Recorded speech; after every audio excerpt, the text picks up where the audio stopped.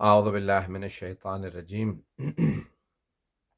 بسم الله الرحمن الرحيم الحمد لله الذي نور قلوب العارفين بنور معرفته وأثبت فؤاد أنبيائه وأوليائه بقصص الأنبياء والمرسلين وأكمل إيمان المسلمين والمؤمنين بولاية علي أمير المؤمنين عليه الصلاة والسلام والصلاة والسلام والتحية والإكرام على أفضل الموجودات العبد المؤيد والرسول المسدد المصطفى الأمجد المحمود الأحمد أعني أبا القاسم محمد صلى الله عليه وسلم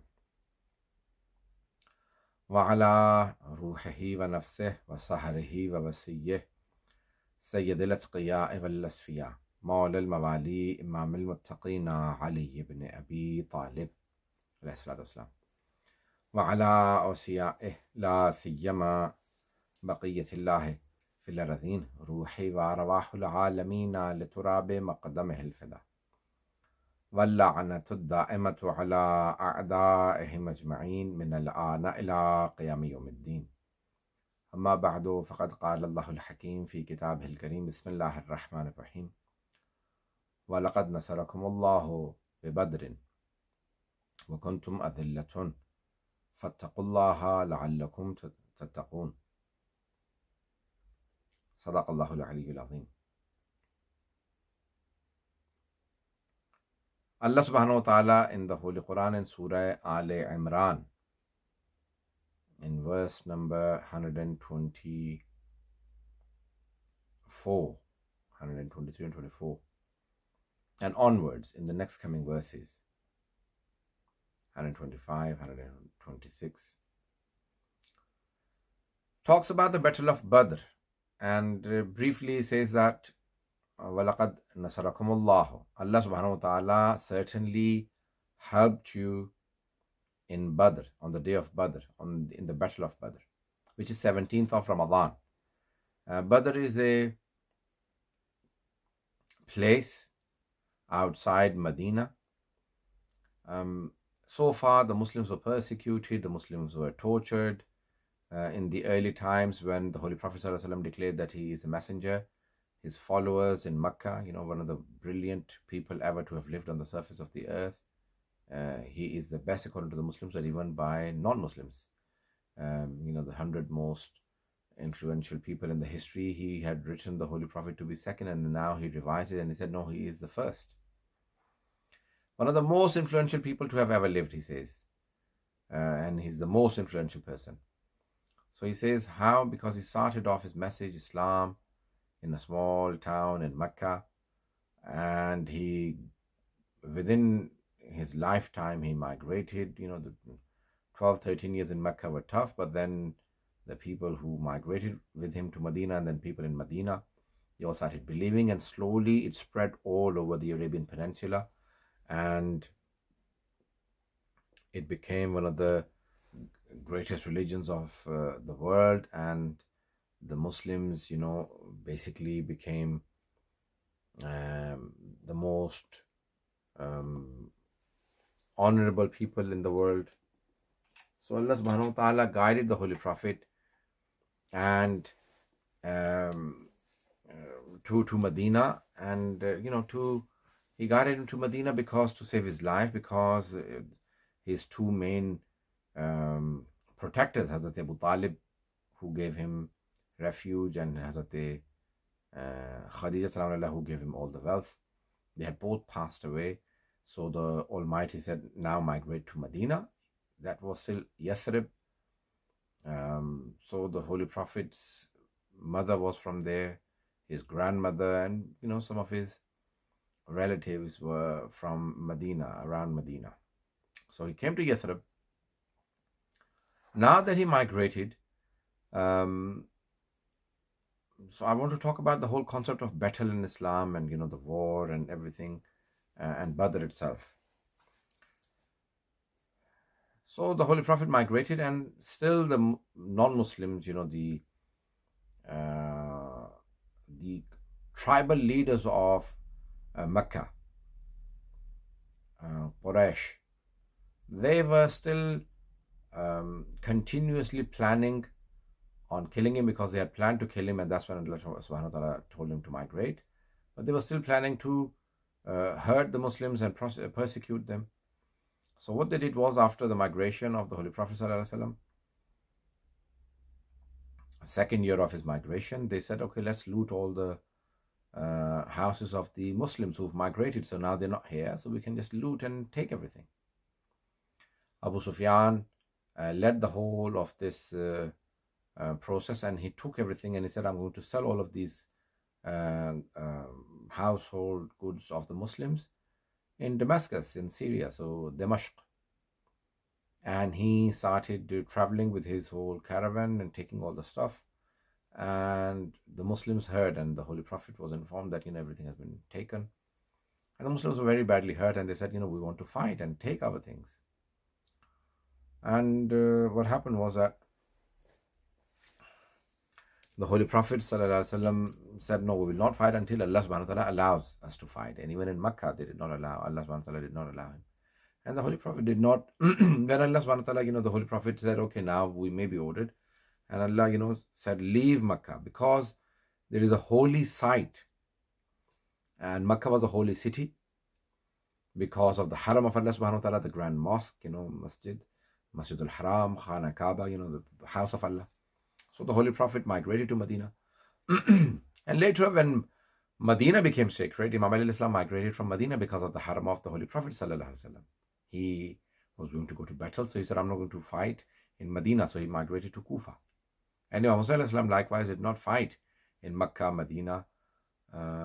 He went to Karbala, and then Karbala became sacred. So we do not fight in sacred places.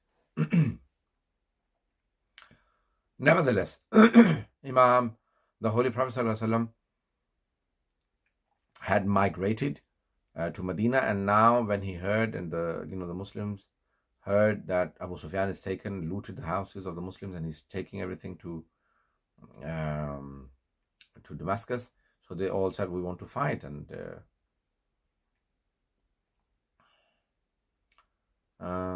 so the Holy Prophet said, I will not allow you to fight until Allah subhanahu wa ta'ala grants me the permission. So Allah subhanahu wa ta'ala then revealed the verses. Fight in the way of Allah against the people who have oppressed you. So wajahid al-kuffara wal-man, so waghlit lahum. So the Holy Prophet was ordered from Allah subhanahu wa ta'ala to fight the disbelievers who are attacking you. And the ones who, qatil allati, meaning fight. Qatilu means fight. The ones who have alladhina ukhriju min diyarihim, the ones who've been forced out of their houses, so they've been allowed to fight.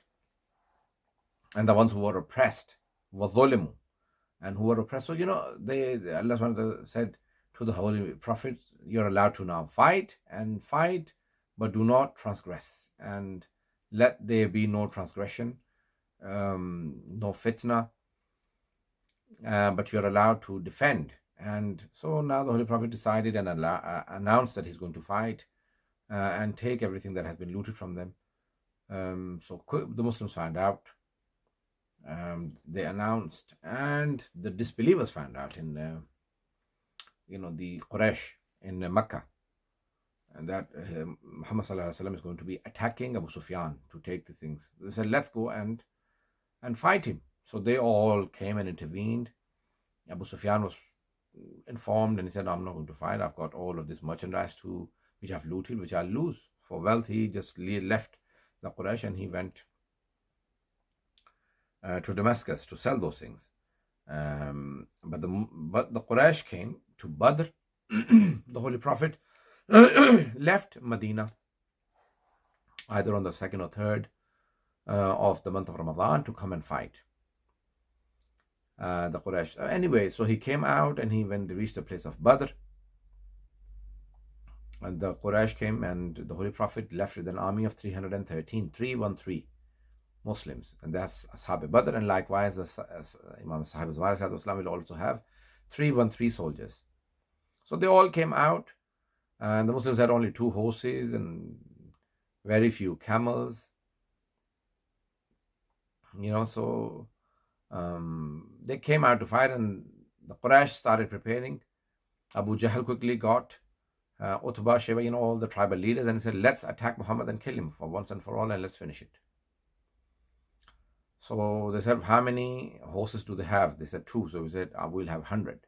How many camels do they have? They said 70. And said, we'll have, a few hundred or something. So they all started preparing. And they came out to fight the Muslims. So Muslims, very, few swords, javelins, and, so they came out. So they heard about the army of the Muslims, 313. They prepared an army of 1,000 soldiers. They said there's no match. They are poor, weak. So Allah subhanahu wa ta'ala says that وَلَقَدْ نَصَرَكُمُ اللَّهُ بِبَدْرٍ. It is Allah subhanahu wa ta'ala who helped you. Certainly it is Allah who gave you assistance. And in the next verses it says that, some people, he said, you said to them that there are 3,000 angels. And if you're strong and, your iman is there and you are God, you are God conscious, then Allah will send 5,000 angels. So anyway, so the angels came to help the Muslims. And they had big fighters like Hazrat Hamza, the lion hunter, who was very famous for his bravery, courage. Hazrat Ubaidah. Hazrat Hamza was the uncle of the Holy Prophet, and Hazrat Ubaidah was also related to the Holy Prophet. He wasn't first degree uncle, but he was, like the cousin of the Holy Prophet's father. So he was also an uncle. So he fought, and the greatest lion of Allah subhanahu wa ta'ala, Ali ibn Abi Talib alayhi salatu wasalam, Asadullah al-Ghalib, he fought. So when the kuffar came, the mushrikeen, they came and they said, we want, in olden days, there were battles, so they would have the top people and the top generals would fight first. So Utbah, who was Hinda's father, Muawiyah's maternal grandfather, his brother Sheba, and his son Walid. Walid was Muawiyah's uncle, maternal uncle. So Muawiyah later on writes to Muawiyah and says that, you remember that I used this sword to kill your father, your brother, your uncle, and your grandfather, and that sword I still have. Neither the sword has become unsharp, and nor is the arm of Ali ibn Abi Talib weak. I still am the same strong Ali. I'm still the warrior, the fighter, the lion that roared in many of so I'll still fight in Siffin. So anyway, so they prepared and they fought, and Imam al-Islam fought, and they fought, and basically Muslims won. Now, before the battle, the Holy Prophet said, do not kill the animals because they are animals of the enemy. Do not, when you fight, ever burn the plantation and trees. So the ethics of war and the ethics of battle, why are weapons of mass destruction not allowed in Islam? Because you're killing masses. And the Holy Prophet said, do not kill the women and the children and the elderly who cannot fight. So the weak should not be killed, because women, children, and men who are elderly, they are not to be killed. So that's the first ethic of war. Secondly, do not kill the animals, the horses used in battles, or the camels, because they are animals of the enemy. Secondly, the plantation. These are all the ethics of war. Now, when the bombs or missiles are being shooted and thrown down into the populations, they are destroying all the environment, the humanity, the women, children, and therefore they are not allowed. Weapons of mass destruction are not allowed in Islam. These days, the Muslims will be using the reasoning for deterrent, and I don't know, the different reasoning they may be using for having them, because of the enemies having them.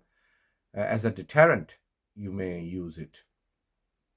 Otherwise, you're not supposed to kill the women, children in battles regardless, even if they are women and children of the enemies. So anyway, these are some of the ethics of the Islamic ethics of war. And then there are, many people say that there are new wars but old ethics, but many people don't have any war ethics. So you should first of all invite them and tell them that if you want to come and believe, and Islam, when the first battle happened, Imam Ali al-Islam invited them and said that there is no God but Allah, and Muhammad sallallahu alaihi wasallam is the messenger of Allah. If you believe, then we have no fight. We have no. And when they disbelieved and they said we do not wish to accept, then they started fighting, and then Imam Ali Islam killed them. One of the other things, one of the other ethics of Islam is that until someone comes and attacks you, do not kill them. And if they run away, let them run away. Look at the ethics and the depth of the Islamic teaching. So when they're running away, let them run away. And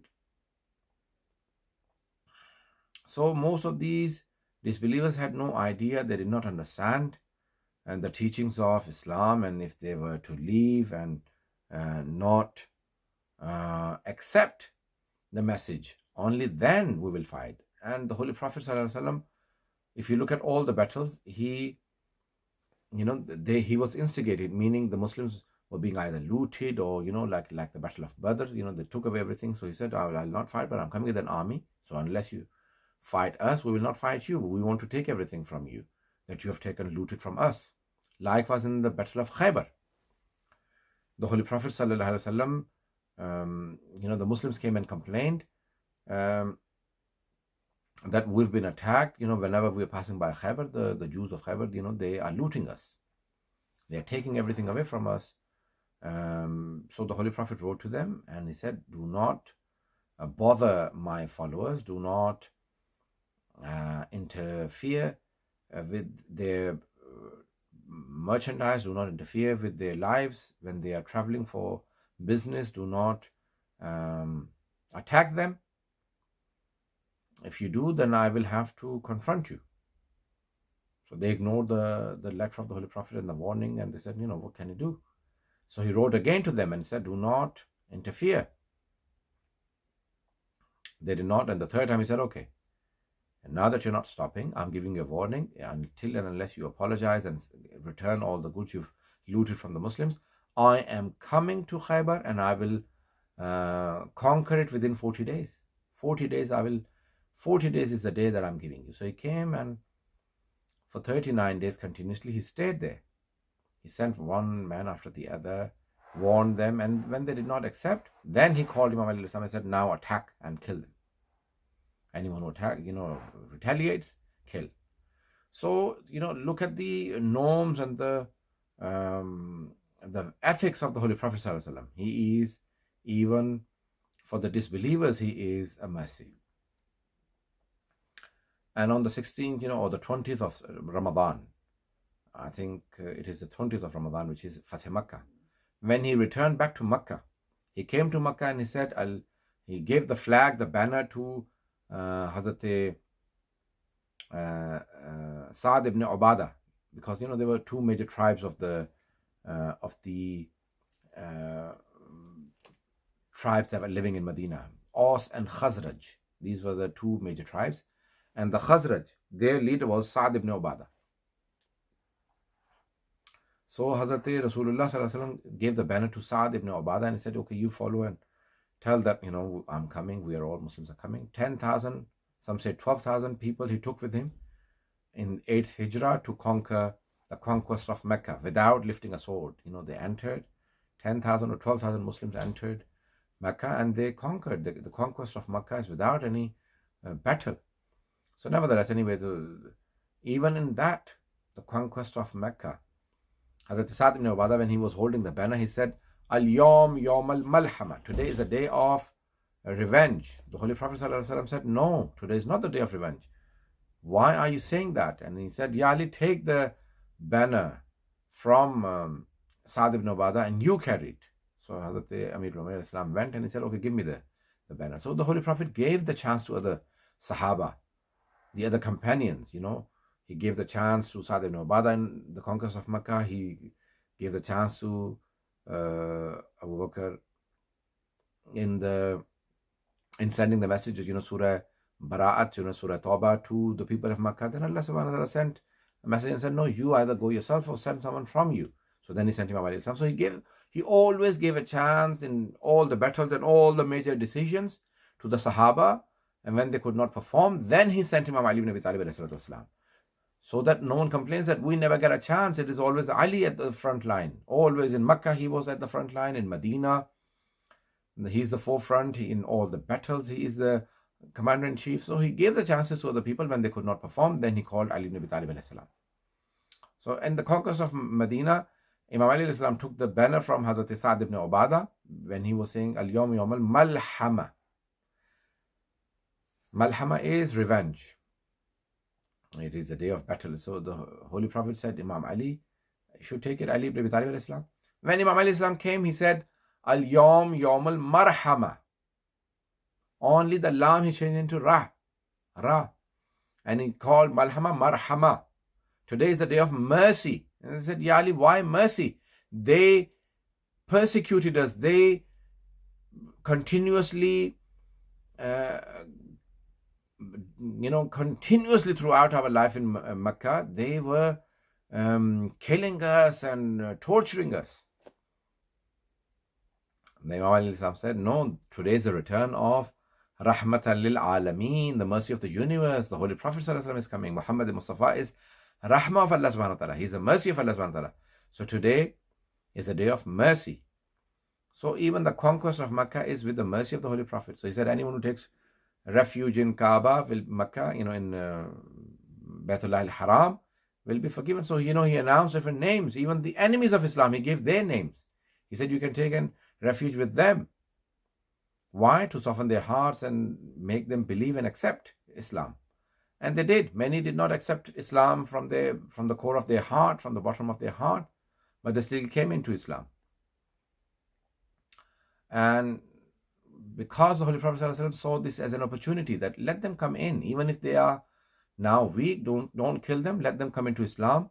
They may not believe, but the generations to come and the progenies to come will become Muslims. And that's what happened. Look at the Arabian Peninsula. Most of the people converted and became Muslims because of the treatment of the Holy Prophet and because of the dignity of Islam.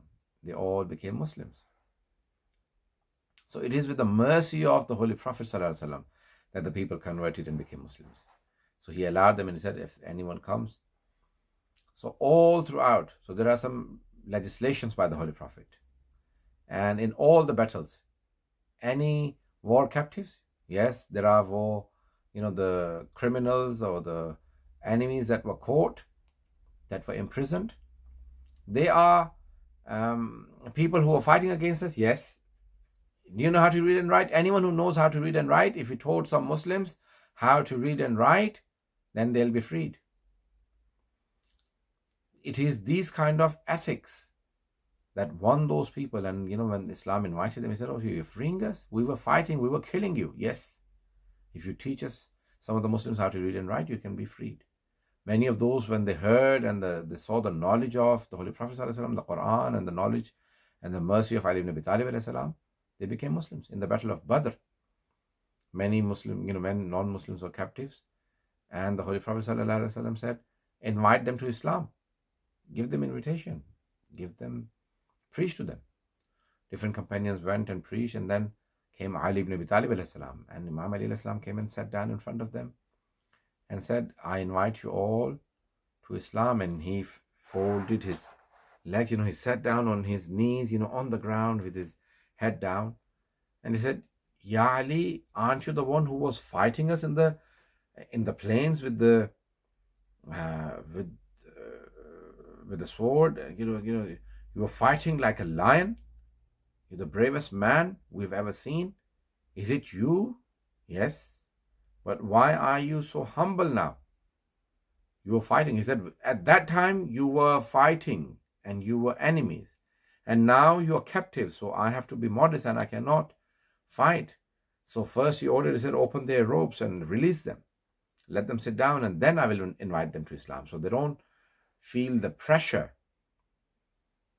And then many of them became Muslims. And they said, Ya Ali, if this is your akhlaq, then we're all Muslims. If this is so, it is the akhlaq or the ethics of the Holy Prophet ﷺ and Imam Ali ﷺ and the Ahlul Bayt and the Muslims that attracted and invited the disbelievers to becoming Muslims in the time. It was the Quran that converted the people. It was the ethics of the Holy Prophet ﷺ, his utmost respect created in the hearts of the disbelievers that made them Muslims. It was Ali ibn Abi Talib ﷺ, whose akhlaq, whose great practice converted the non-Muslims to Islam. So again, these are all for the war prisoners. Again, you respect them, give them food, do not torture them, do not kill them.